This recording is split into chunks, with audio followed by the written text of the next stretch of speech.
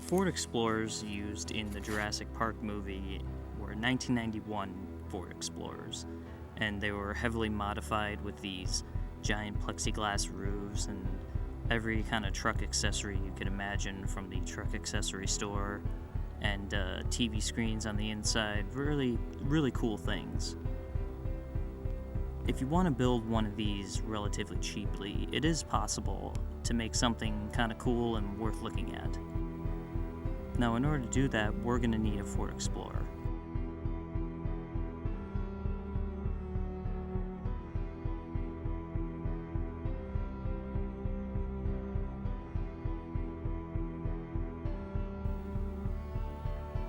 The one I bought is a 1994 XLT. It's basically the same thing as a 91, maybe minor differences on the interior. This one has 209,000 miles, and the car dealer that I bought it from knew it was bad. It has rust on the rockers and fenders, it makes noises when you drive, it's not too great. But what makes it genuinely perfect for this is that it was $900, which is exactly what building a cheap car is all about. If you're going to be buying one of these old Explorers, you should know that the most important thing is the transmission. The transmission on these cars isn't very reliable and is basically known for just being sort of a dud. This one at 209,000 miles was most likely rebuilt at some point. It still shifts smoothly, so that's okay. You also need to look out for rust. Now, if you live up north, rust is inevitable, and these are going to be extremely rusty, just like this one. If you live down south, you won't really see this much rusting. I mean, look at the rear shackles. Those shackles are going to break off any second.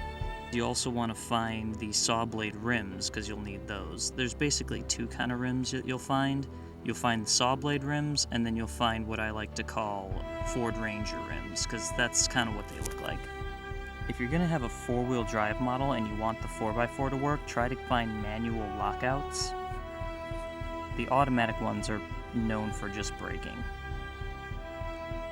For the interior, you want to find tan. Now, this one's obviously gray, so it's not going to work, but luckily we have a spare Explorer that we're going to be stealing parts from. So if we do go that as far as getting to the interior, we're going to be switching out the entire interior over to tan. Now, the exterior color we got really lucky with on this one. We're just going to tape over that red and make that the stripes. And then just only paint on the green and yellow. Hopefully next time we'll be ripping off those running boards and we're going to cut off that rust and go to the junkyard and see what we can find in terms of patch panels.